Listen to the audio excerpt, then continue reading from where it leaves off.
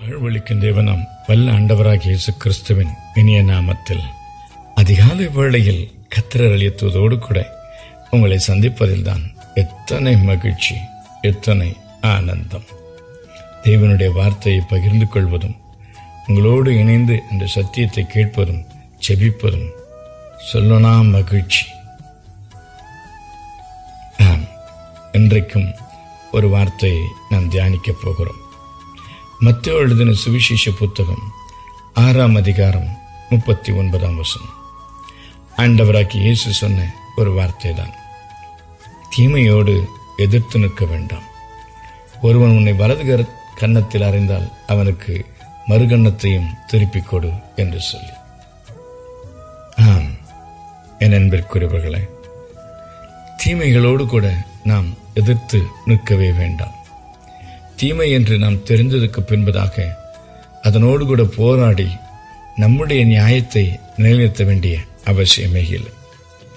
தீமைக்கு தீமை செய்ய நமக்கு ஆண்டவர் ஒருபோதும் அனுமதி தருவதே இல்லை.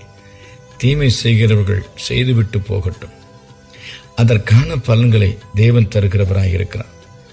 தீமை செய்கிற அல்லது தீமையான எண்ணம் கொண்ட மனுஷர்களுக்கு முன்பதாய் நாம் எதிர்த்து நிற்கவே வேண்டாம்.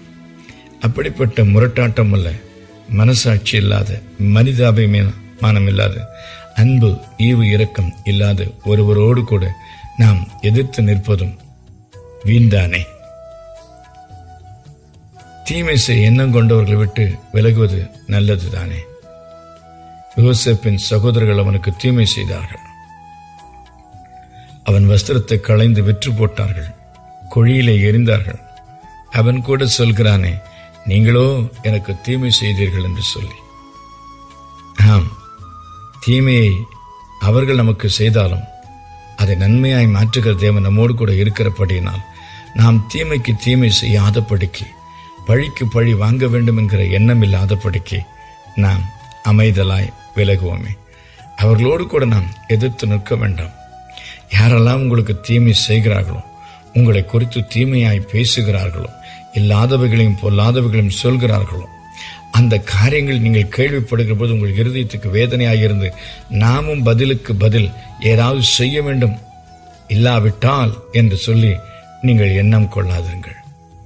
தீமையான எண்ணம் உடையவர்களையும் தீமை செய்ய நினைக்கிறவர்களையும் தேவன் சந்திக்கிறவராயிருக்கிறார். ஏன் அவர்களோடு கூட நாம் போராட வேண்டும்? ஏன் நாம் தீமை செய்கிறவர்களுக்கு எதிர்த்து நின்று நமக்கு உண்டான கிருபைகளை தேவனிடத்திலிருந்து பெற்றுக்கொள்ளாமல் இழந்து போக வேண்டும்? தேவன் யுத்தம் செய்கிறவர், அவர் யுத்தத்தில் வல்லவர். அவன் செய்த கிரியைகளுக்கு ஏற்ற பலன்கள் அவனுடைய சிரசின் மேல் வரும் என்பதுதான் வேதம் நமக்கு கற்றுக் கொடுக்கிறது.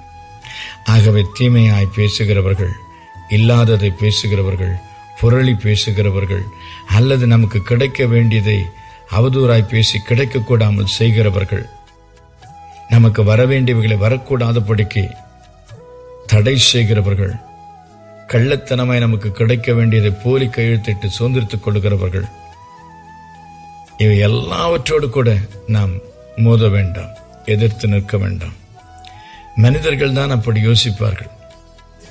நான் மனிதர்கள் என்று சொல்வது கிறிஸ்துவை அறியாதவர்கள். அவர்கள் தான் அப்படி உலக பிரகாரமாய் போராடி கொண்டிருப்பார்கள். அவன் அடித்ததான் நானும் அடிப்பேன், அவன் கேட்டதான் நானும் கேட்பேன், அவன் கொலை செய்ததை நானும் கொலை செய்வேன் என்று சொல்லி அந்த பகையை தங்கள் இருதயத்தில் வைத்துக் கொண்டிருப்பார்கள். தேவன் உங்களுக்கு நன்மை செய்ய வேண்டுமா? பொறுமையாயிருங்கள்.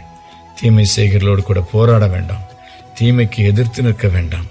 மாறாக பொறுமையாய் யோசேப்பை போல அமைதலாகிருங்கள். தேவன் உங்களுக்கு நன்மை செய்கிறவராயிருக்கிறார். செபிக்கலாமா? அன்பின் பரலோக பிதாவே, பலவிதமானவர்கள் தீமை செய்ய உம்முடைய பிள்ளைகளுக்கு எதிராய் இருக்கிறார்கள் சுவாமி. நன்மை பெற்றுக்கொண்டவர்கள் கூட தீமையாய் பேசுகிறார்கள், தீமை செய்கிறார்கள் சுவாமி. இந்த உலகம் பொல்லாததாய் இருக்கிறது.